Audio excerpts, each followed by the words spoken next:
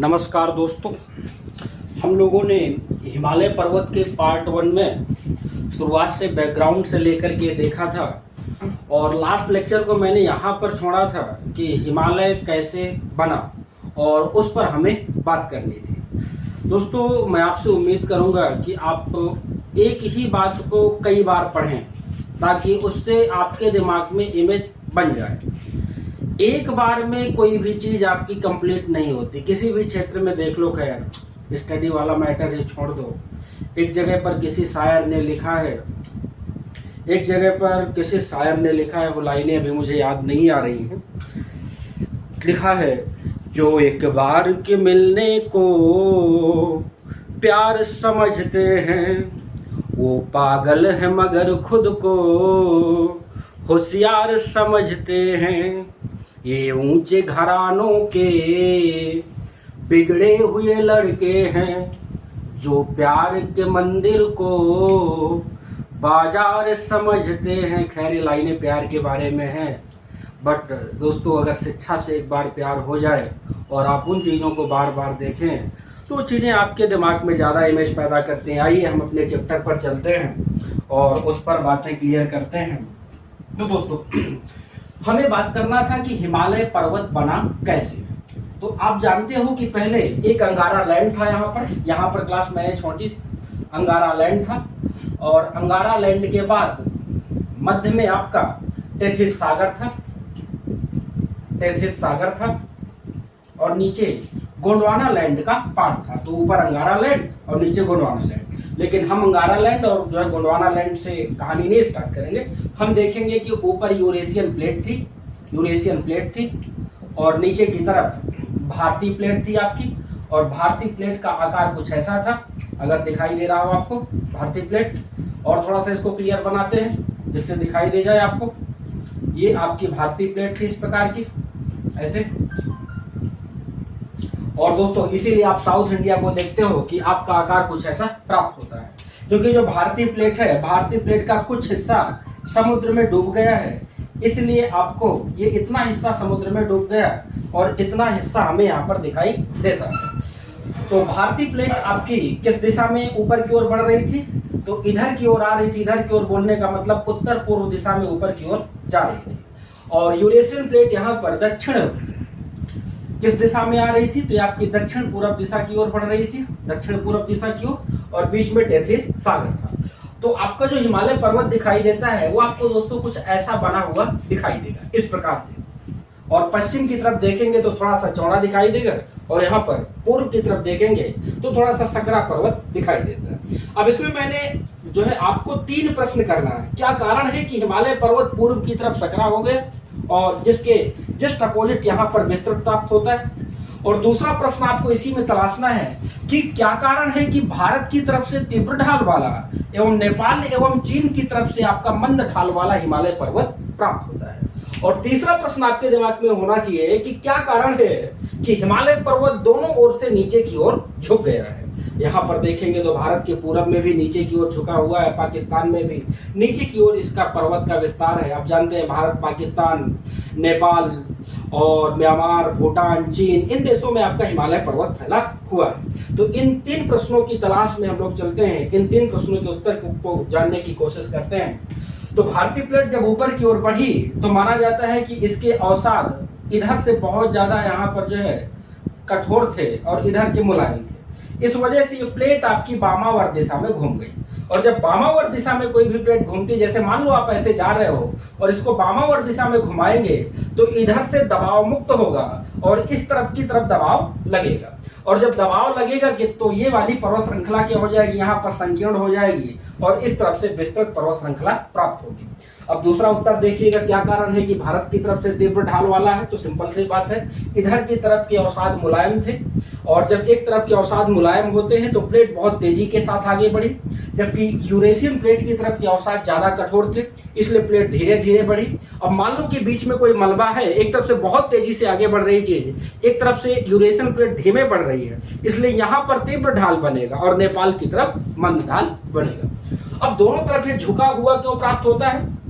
तो आप दोस्तों समझो कि जैसे कोई भी चीज औषाध है, जैसे कि मान लो आटा ले लो, आटा भी एक प्रकार का औषाध है और आप उसको गूंथने चलते हो, तो जैसे ही थाली में दबाव देते हो तो कुछ आटा थाली की बाटों में निकलकर बाहर की ओर लटक जाता है। तो दबाव के कारण कुछ चीजें क्या हुई है, जैसे प्लेट का किनारा था, ज्यादा दबाव पड़ा तो इधर की ओर कुछ औषाध लटक गए, जिसके कारण पूर्वांचल पहाड़ियों के रूप में आप इसको देखते हो। इसी तरह से यहाँ पर पाकिस्तान में भी कुछ अवसाद इधर की ओर लटक गए, क्योंकि ये आपका भारतीय प्लेट के किनारे के रूप में यहाँ पर पड़ती थी। तो 2 प्रश्न आप तलाश लिए, तीनों प्रश्नों के उत्तर आपको मिल गए हैं यहाँ पर, ये कैसे बना, तो इतना आप क्लियर कर पा रहे होंगे कि हिमालय पर्वत का निर्माण कैसे हुआ होगा। तो अगर कोई पूछता है कारण, तो प्लेट टेक्टोनिक्स, प्लेट विवर्तनकी के कारण हिमालय बना, और उसमें यूरेशियन प्लेट और भारतीय प्लेट का रोल है, और टेथिस सागर के अवसादों से इसका निर्माण हुआ है। चलिए अच्छा, अब आगे चलते हैं और आगे बात करते हैं, और अब हिमालय पर्वत का क्लासिफिकेशन क्लियर करते हैं, हिमालय पर्वत का वर्गीकरण। दोस्तों देखें, जैसे कोई भी चीज है, मान लो ये कोई वस्तु है, तो इस वस्तु को आप 2 प्रकार से अध्ययन कर सकते हो। इसको ऐसे ऐसे अध्ययन किया जा सकता है इस वस्तु का, इस प्रकार से, और ऐसे अध्ययन करने को हम क्या बोल देते हैं कि हम यहाँ पर लंबवत रूप से इसका अध्ययन करने चल रहे हैं, और लंबवत को ही क्या बोलते हैं, तो यहाँ पर जो है अनुदैर्घ्य बोलते हैं साइंस की भाषा में, अनुदैर्घ्य रूप से अध्ययन कर रहे हैं। और जब आप इसका अध्ययन इस प्रकार से कर रहे होते हो, तो अगर ऐसे अध्ययन किया जाता है तो इसको हम क्षैतिज अध्ययन बोलते हैं, क्षैतिज रूप से इसको समझने की कोशिश कर रहे हैं, और क्षैतिज को ही अनुप्रस्थ कहा जाता है। तो इसी तरह से हिमालय पर्वत को भी हम बांटेंगे 2 भागों में। इतना आप समझ पा रहे होंगे लंबवत क्या होता है और क्षैतिज रूप से अध्ययन करने का मतलब क्या होता है। तो आइए, तो हिमालय को आप 2 पार्टों में बांटिए ऐसे, पहले लंबवत विभाजन देखेंगे, फिर क्षैतिज विभाजन देखेंगे। तो पहले लंबवत विभाजन और फिर क्षैतिज विभाजन।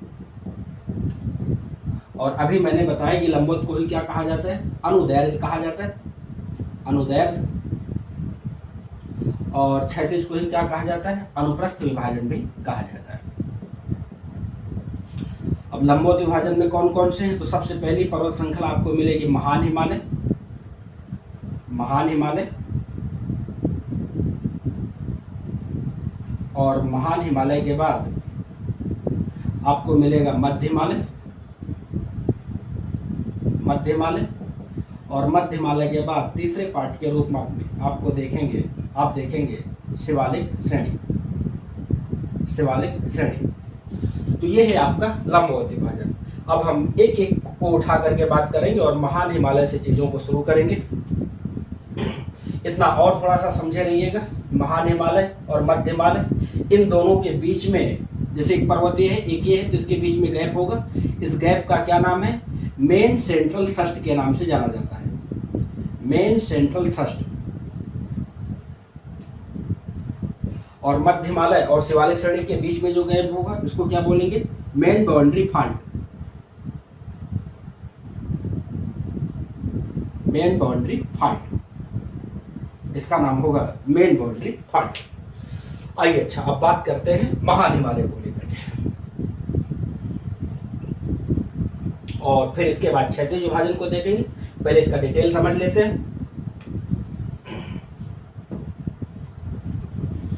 दोस्तों, जो हिमाद्री शब्द है वो महान हिमालय के पर्यायवाची के रूप में ही देखा जाता है। तो चाहे महान हिमालय बोले आप इसको, चाहे हिमाद्री बोले, चाहे बृहत हिमालय बोले, या चाहे इसको ग्रेट हिमालय बोले, ये सारे शब्द आपके एक ही पर्वत को इंगित करते हैं। अब महान हिमालय को आप देखेंगे तो भारत में जम्मू कश्मीर में नंगा पर्वत से लेकर के, नंगा पर्वत से शुरू होता है, और यहाँ पर जो है अरुणाचल प्रदेश के नामचा बरवा पर्वत तक फैला हुआ प्राप्त होता है। तो महान हिमालय एक समानांतर श्रृंखला के रूप में, समानांतर बोलने का मतलब है कि बीच में कहीं पर भी कटाव नहीं है, लगातार विस्तृत एक पर्वत श्रृंखला आपको इसमें मिलने वाली है। और इस पूरी पर्वत श्रृंखला की लंबाई तो 2500 किलोमीटर लंबा होगा, और लगभग इतना ही यहाँ पर जो है 25 किलोमीटर चौड़ा होगा। तो ये इसकी चौड़ाई है और ये इसकी लंबाई है। और ये यहाँ पर पर्वतों के अलग अलग नाम हैं। तो इतनी बातें आप महान हिमालय के संदर्भ में देख रहे होंगे। अब इसमें देखिए पहला पॉइंट कि ये पर्वत आपका बना कब, तो मैंने पहले बताया था तृतीयक युग में इनका निर्माण हुआ है, और तृतीयक युग में भी ओलिगोसिन काल में महान हिमालय का निर्माण हुआ, ओलिगोसिन काल में। और दूसरा पॉइंट आपको दिमाग में रखना है कि महान हिमालय में ही सर्वोच्च चोटियां आपकी पाई जाती हैं। जितनी भी ऊंची चोटियां हैं वो ज्यादातर आपकी कहां स्थित हैं, महान हिमालय में स्थित हैं ऊंची चोटियां। अब ऊंची चोटियां कौन सी, तो जैसे आप जानते हैं माउंट एवरेस्ट हो गया, तो माउंट एवरेस्ट भी आपका महान हिमालय में, और भारत की तरफ से कंचनजंगा भी यहीं पर है, तो कंचनजंगा अब एक बात यहां पर क्लियर रखना, जैसे पूछे भारतीय हिमालय की सबसे ऊंची चोटी, तो यहां पर बताओगे क्या कि कंचनजंगा। लेकिन अगर पूछे भारत की सबसे ऊंची चोटी, ध्यान रखना जब प्रश्न के रूप में क्या शब्द ऐड हो, भारतीय हिमालय, और अगर प्रश्न के रूप में है भारत की सबसे ऊंची चोटी, तो आपका उत्तर क्या होगा, K2, और इसकी ऊंचाई कितनी है, 8611 किलोमीटर। 2017 में अभी दोबारा इसकी ऊंचाई नापने का प्रयास किया गया है, लेकिन अभी इसका फाइनल डाटा आया नहीं है। और माउंट एवरेस्ट की ऊंचाई कितनी है, 8850 मीटर। और फिर इसकी यहाँ पर जो है कंचनजंगा की ऊंचाई कितनी है, तो कंचनजंगा की ऊंचाई आप पाते हो 8598 मीटर, 8598 मीटर। अब दोस्तों देखो, ये क्यों नहीं है भारतीय हिमालय की ऊंची चोटी, क्योंकि ये भारतीय हिमालय में नहीं स्थित, ट्रांस हिमालय में स्थित है, और इसकी बात मैं पहले आपसे कर चुका हूं। तो इतना आपको दिमाग में रखना। अगर पूछता है दुनिया की सबसे ऊंची चोटी माउंट एवरेस्ट, दुनिया की दूसरी सबसे ऊंची चोटी तो K2 गार्डविन आस्टिन, दुनिया की तीसरी सबसे ऊंची चोटी तो कंचनजंगा। इतना आप दिमाग में रखेंगे। और देखते हैं और कौन कौन सी चोटियां हैं यहाँ पर कंचनजंगा के अलावा। तो यहीं पर आपकी धौलागिरी, मकालू, धौलागिरी, मकालू, नंगा पर्वत,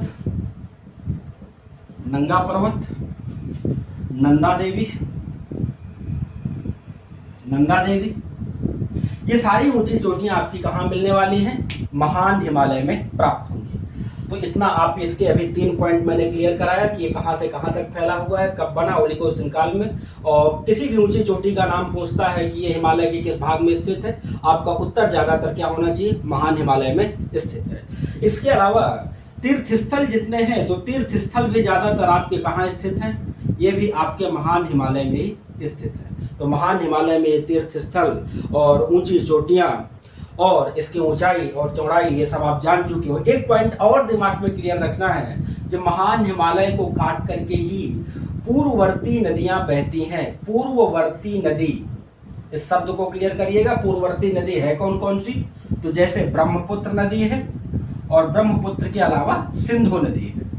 जैसे देखें दोस्तों, कोई भी नदी बह रही है, अगर बीच में कोई भी पर्वत बनता है और वो नदी अपना मार्ग बदल देती है, तो नदी यहाँ पर पूर्ववर्ती नदी नहीं कहलाएगी। अगर वो अपने मार्ग में बदलाव नहीं करती है, और जैसे महान हिमालय बना तो महान हिमालय को काट करके भी आगे बढ़ती रही, तो ऐसी नदियों को क्या कहेंगे, पूर्ववर्ती नदी कहेंगे।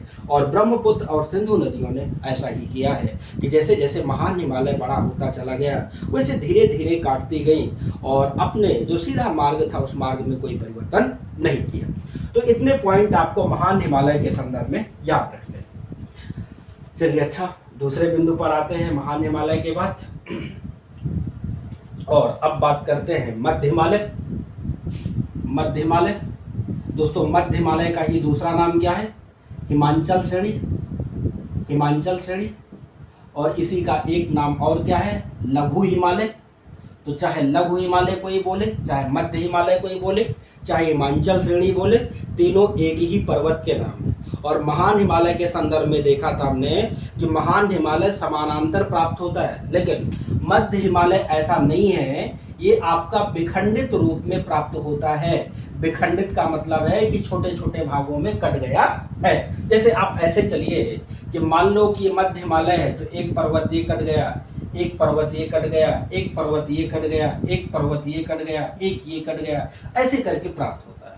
और जब जम्मू कश्मीर से आगे की तरफ बढ़ोगे तो उनके नामों में भी बदलाव दिखाई देगा। जैसे ये वाला आपका मिला, पीर पंजाल के नाम से जाना जाएगा, पीर पंजाल पर्वत श्रेणी है। और पीर पंजाल के बाद जो दूसरी पर्वत श्रेणी है ये आपकी धौलाधर पर्वत श्रेणी है, धौलाधर पर्वत श्रेणी। धौलाधर पर्वत श्रेणी के आगे आओगे तो नाग टिब्बा पर्वत श्रेणी मिलेगी, नाग टिब्बा पर्वत श्रेणी। नाग टिब्बा के बाद आओगे तो मंसूरी पर्वत श्रेणी मिलेगी, मंसूरी पर्वत श्रेणी। और मंसूरी के बाद और आगे आओगे तो महाभारत पर्वत श्रेणी प्राप्त होगी, महाभारत पर्वत श्रेणी। और इन सभी प्रकार की पर्वत श्रेणियों को मिला करके ही हम क्या बोलते हैं, ये मध्य हिमालय है। अब देखो जो पीर पंजाल है वो आपको ज्यादातर जम्मू कश्मीर में दिखाई देगी, और जो धौलाधर पर्वत श्रेणी है ये आपको हिमाचल प्रदेश में ज्यादातर दिखाई देगी, धौलाधर। इसके बाद जो नाग टिब्बा है, नाग टिब्बा आपका उत्तराखंड में, मंसूरी भी उत्तराखंड में, और जो महाभारत पर्वत श्रेणी है वो आपको नेपाल में दिखाई देती है। अर्थात दूसरा प्रश्न ये भी बनाया करता है कि मध्य हिमालय को नेपाल में किस नाम से जाना जाता है, तो आपको उत्तर क्या होगा, महाभारत पर्वत श्रेणी के नाम से मध्य हिमालय को नेपाल में जाना जाता है। तो इतने पॉइंट इसके जो है यहाँ पर विवरण को लेकर के जो मैंने आपको बताए वो आपको याद रखना है। अब देखो एक बात और समझना कि जो मध्य हिमालय है वो आपका किस काल में बना, ये तो आपका पहला पॉइंट हो गया। दूसरा पॉइंट देखिए, मध्य हिमालय का निर्माण मायोसीन कालखंड में हुआ, और भूगर्भिक इतिहास में मैं इसके बारे में बात कर चुका हूं। और इसके बाद देखिएगा कि मध्य हिमालय में जब आप ढाल में आते हैं तो ढाल में बहुत सारी घास पाई जाती है, और इसी घास को जम्मू कश्मीर में किस नाम से जाना जाता है, जो घास के मैदान है इनको मर्ग के नाम से जाना जाता है। जैसे कि सोनमर्ग है और गुलमर्ग है, ये इसके उदाहरण है, सोनमर्ग एवं गुलमर्ग।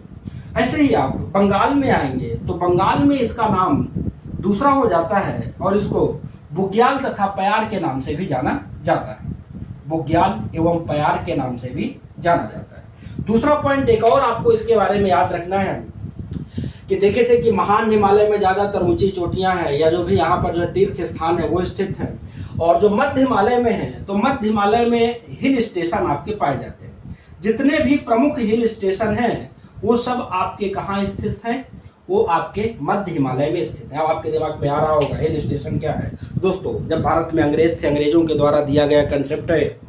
अंग्रेज क्या करते थे कि ठंडे प्रदेशों में रहना पसंद करते थे, और आप जानते हैं कि अगर धरातल से ऊपर जाए तो तापमान घटता है। 165 मीटर ऊपर जाने पर 1 डिग्री सेंटीग्रेड के तापमान में कमी आती है। तो अगर आप ऊपर जाकर के रहोगे पर्वतों में तो वहां पर ठंडक रहेगी। इसलिए लोग क्या किए, जाकर के पर्वतों में घर बनाने लगे, और धीरे धीरे वो शहर के रूप में तब्दील हो गए। और वही शहर वर्तमान में क्या जाने जाते हैं, किस नाम से, हिल स्टेशन के नाम से जाने जाते हैं। जैसे कि आपका शिमला हो गया, शिमला आपका एक हिल स्टेशन है। नैनीताल हो गया, नैनीताल आपका एक हिल स्टेशन है। नैनीताल के अलावा रानीखेत हो गया, रानीखेत आपका हिल स्टेशन। और इसके अलावा मंसूरी हो गया, और भी बहुत सारे हिल स्टेशन ज्यादातर कहाँ स्थित है, मध्य हिमालय के अंतर्गत आपके आते हैं। तो इतनी बातें आपको लघु हिमालय के संदर्भ में याद रखनी है। चलिए अच्छा आगे बढ़े, आगे देखते हैं। मध्य हिमालय के बाद आपको क्या मिलने वाला है, तो यहाँ पर आपको मिलेगा, पहले दोस्तों एक चीज मिस हुई है उसके बारे में बात कर लेते हैं। महान हिमालय और मध्य हिमालय के बीच में क्या है, मेन सेंट्रल थ्रस्ट है। क्या है, मेन सेंट्रल थ्रस्ट, मैंने पहले बताया था। और मेन सेंट्रल थ्रस्ट में आपको न्यून कोणीय घाटी दिखाई देंगी। न्यून कोण जानते हो, मैथ पढ़े हो, और न्यून कोण मतलब संकीर्ण घाटियां आपको यहां पर मिलने वाली है। कहां पर, मेन सेंट्रल थ्रस्ट में। ऐसे कैसे, जैसे देखो ये महान हिमालय है, ये आपका महान हिमालय हो गया, नीचे की तरफ से मध्य हिमालय हो गया, मध्य हिमालय। तो एक यहां पर कोई शहर बस जाएगा, एक कोई यहां पर शहर बस जाएगा। जो यहां पर शहर बसा है इसी को क्या बोलते हैं, तो कश्मीर की घाटी के नाम से जाना जाता है, कश्मीर घाटी। और कश्मीर घाटी खूब चर्चा में भी रहती है, ठीक है। तो आपसे प्रश्न आता है कि घाटी कहां पर है, तो आपका उत्तर होगा महान हिमालय और मध्य हिमालय के बीच में। ऐसे ही नेपाल की राजधानी काठमांडू में भी घाटी है, तो यहाँ पर जो है काठमांडू घाटी है। इस तरफ अगर आप आएंगे यहीं पर काठमांडू घाटी प्राप्त होती है। तो ये बात आपको याद रखना है कि मेन सेंट्रल थ्रस्ट में ही जम्मू कश्मीर की घाटी स्थित है और यहाँ पर ज्यादातर न्यून कोणीय घाटी आपकी पाई जाती है। इसके अलावा और भी कई घाटियां, कुल्लू, मनाली, ये सब आपकी मेन सेंट्रल थ्रस्ट में ही स्थित मानी जाती है। कुल्लू मनाली को ले लीजिए तो ये भी आपका यहीं पर स्थित है, ठीक है, मेन सेंट्रल थ्रस्ट के अंतर्गत। चलिए अच्छा, इतना कंप्लीट कर लिया आप, उसके आगे चलते हैं। अब आइए मेन से, अब देखिए लघु हिमालय और बाह्य हिमालय यानी कि शिवालिक श्रेणी, इन दोनों के मध्य में क्या स्थित है, तो यहाँ पर मेन बाउंड्री फॉल्ट स्थित है। मेन बाउंड्री फॉल्ट, तो पहले उसको भी क्लियर कर लेते हैं। मेन बाउंड्री फॉल्ट,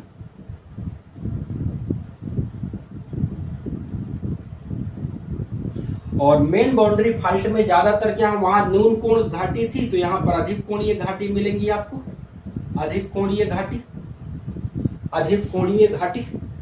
और अधिक कोणीय घाटी को उत्तराखंड के पश्चिम में इनको दून बोलते हैं, और पूरब में आप चले आइए तो इनको द्वार के नाम से जाना जाता है। जैसे देहरादून है आपका और द्वार में आपका हरिद्वार है, तो ये आपके कहाँ स्थित है, मेन बाउंड्री फॉल्ट में स्थित है, अर्थात मध्य हिमालय और शिवालिक श्रेणी के बीच में स्थित है। चलिए अच्छा, उसके आगे चलते हैं और उसके आगे अब देखते हैं शिवालिक श्रेणी को लेकर के। तो नेक्स्ट पॉइंट आप हेडिंग देंगे शिवालिक श्रेणी, क्या इसमें दिखाई दे रहा है, शिवालिक श्रेणी। तो दोस्तों शिवालिक श्रेणी में अब आपको देखना होगा, शिवालिक श्रेणी में 2-3 बातें याद रखिएगा बस। पहली बात क्या कि ये प्लायोसिन काल में बना हुआ है, प्लायोसिन काल में बना हुआ है, और दूसरा अवसादी चट्टानों से निर्मित है।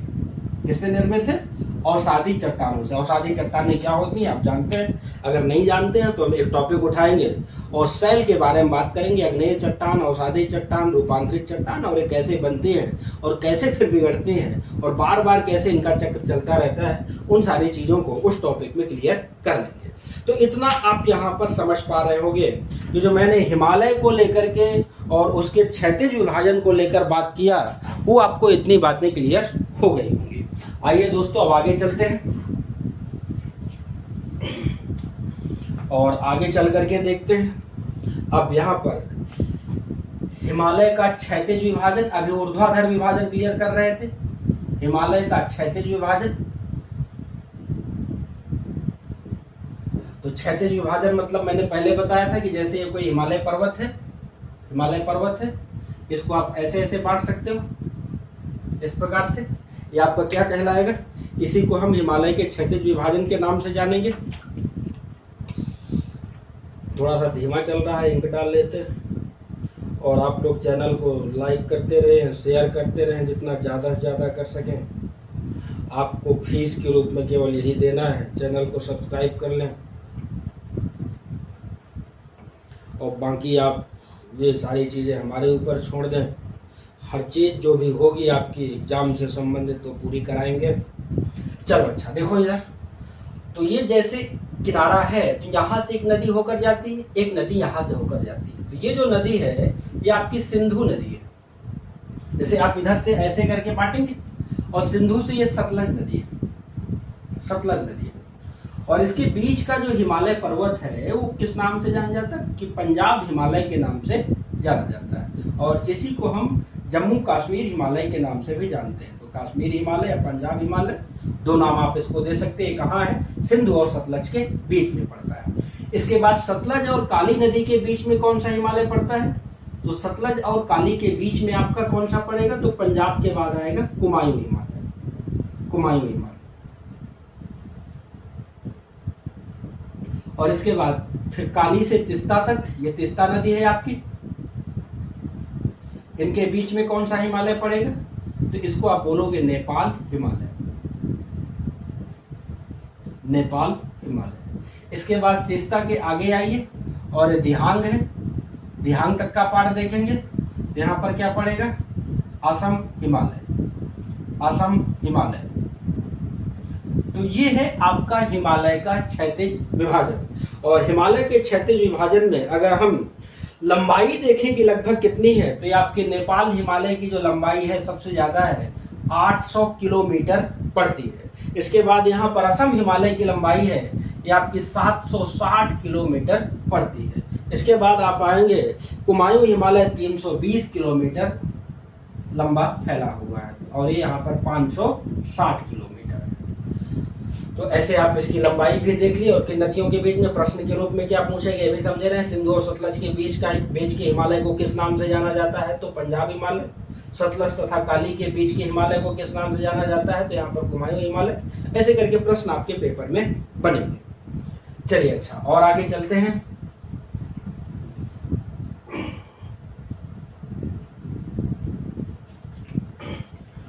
और आगे देखते हैं। तो सबसे पहले एक एक पार्ट को इसको यहाँ पर कवर करेंगे। पंजाब हिमालय से इसकी कहानी हम लोग स्टार्ट करेंगे। तो सबसे पहले आप हेडिंग देंगे कि पंजाब हिमालय। पंजाब हिमालय,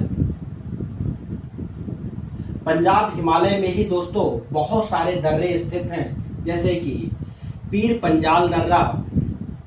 पीर पंजाल दर्रा जम्मू कश्मीर में, इतना तो आप जानते हो। दर्रों के बारे में एक अलग से लेक्चर बना लेंगे। अभी केवल इतना समझते रहिए कि हिमालय के संदर्भ में दर्रों को कैसे पढ़ें। बनिहाल दर्रा, और इसके बाद बुर्जिल दर्रा, और बुर्जिल दर्रा के अलावा जोजिला दर्रा। जोजिला दर्रा और कौन किसको जोड़ता है, ये बात के चैप्टर में हम लोग समझ लेंगे। बस इतना क्लियर रखें कि पंजाब हिमालय में आपके इतने दर्रे इसके अंतर्गत आते हैं। और दोस्तों इसी में आपका सोनमर्ग तथा गुलमर्ग भी आता है, जो घास के मैदान देख करके आए थे। तो अगर क्षैतिज विभाजन में देखा जाए तो किस हिमालय में आएंगे, ये भी आपको दिमाग में रखना है, सोनमर्ग एवं गुलमर्ग। और जो जम्मू कश्मीर की प्रसिद्ध डल झील है, वो भी आपकी इसी के अंतर्गत आती है। और डल झील आप जानते हैं कि विदेशी पर्यटकों को बहुत लुभाती है। और डल झील में ही एक जनजाति निवास करती है जिसका नाम है हाजी जनजाति। और हाजी जनजाति के बारे में कहा जाता है कि यह विश्व की पहली जनजाति है जो अपना संपूर्ण जीवन जल में व्यतीत कर देती है। और यह जनजाति शिकारा के लिए जानी जाती है, अर्थात लकड़ी की बड़ी बड़ी नावों को बना करके और उसी में रहते हैं, उसी में विदेशी पर्यटकों को भ्रमण करवाते हैं, जिससे उनकी अर्निंग होती है, वही उनके जीवन यापन का माध्यम होता है। जब मरते हैं, मरने के बाद ही स्थल पर आते हैं और अंतिम संस्कार करके वापस डल झील में चले जाते हैं। तो ये दोस्तों यहाँ पर डल झील में निवास करने वाली हाजी जनजाति के बारे में मैंने बताया। और यहीं पर दोस्तों गुज्जर एवं बकरवाल जनजातियां भी निवास करती हैं इसी हिमालय के पार्ट में।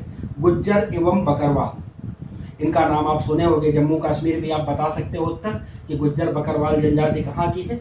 और एक विशेष प्रकार की बकरी का पालन करते हैं कि पश्मीना नामक बकरी पालते हैं, और ये बकरी से ही ऊन तैयार किया जाता है।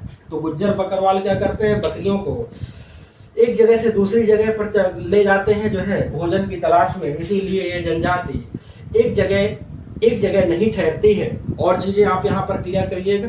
कालाकोट नामक जगह है जम्मू कश्मीर में, और कालाकोट नामक स्थान से ही भारत की एकमात्र खदान है यहाँ पर, जहाँ पर एंथ्रासाइट प्रकार का कोयला पाया जाता है।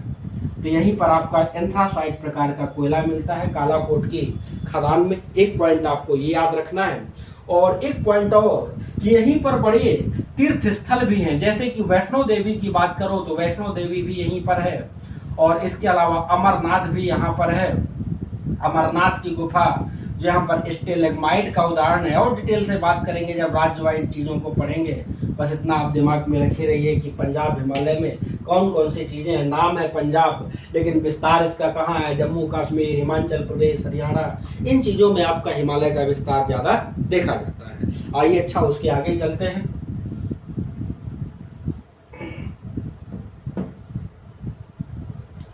और आगे चल करके बात करते हैं कुमायूं हिमालय के बारे में। कुमायूं हिमालय हेडिंग दीजिएगा।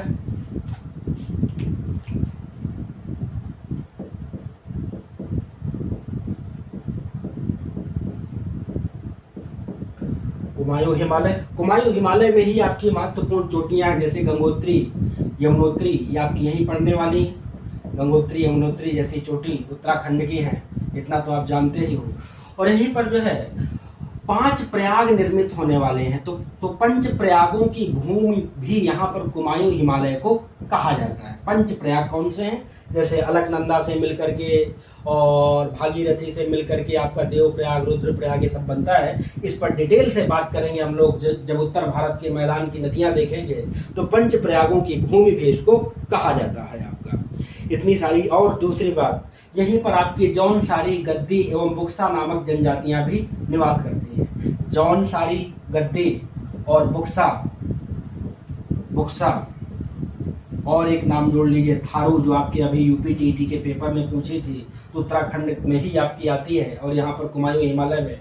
जौनसारी भारत की एकमात्र जनजाति है जहां पर बहुपति प्रथा आज भी प्रचलित है। तो अगर प्रश्न आता है कि भारत की किस जनजाति में बहुपति प्रथा पाई जाती है, तो आपका उत्तर क्या होगा? जौनसारी जनजाति में बहुपति प्रथा देखी जाती है। चलिए, अच्छा, उसके आगे आते हैं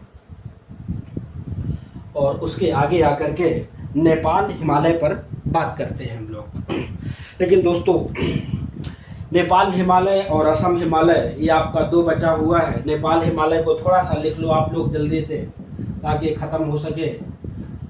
नेपाल और असम हिमालय दोनों को मैं एक साथ जल्दी से कंप्लीट करवा दे रहा हूँ। तो यहाँ पर घाघरा, गंडक, कोसी नदियाँ यहाँ से निकलती हैं। घाघरा, गंडक, कोसी नदियाँ निकलती हैं। और इसके बाद असम हिमालय में आओगे तो नाथुला, जयलेपला, इस प्रकार के दर्रे आपको मिलेंगे। नाथुला, जयलेपला, बोमडिला, यांग्याप, ये सारे दर्रे आपको यहाँ पर दिखाई देंगे। तो इतना आपने इसमें देखा। इसके बाद पूर्वांचल की पहाड़ियों पर हम सेवन सिस्टर राज्य की जब बात करेंगे तब कंप्लीट करेंगे। दोस्तों, चाहे जितनी बात कर ले, चैप्टर खत्म नहीं होना। अगर मैं चाहता तो इसको भी कम से कम आधा घंटे तक और पढ़ाता रहता, लेकिन नहीं, ज़्यादा नहीं खींचना है किसी भी चैप्टर को, क्योंकि वनडे एग्जाम के बच्चों का भी ध्यान में रखना है।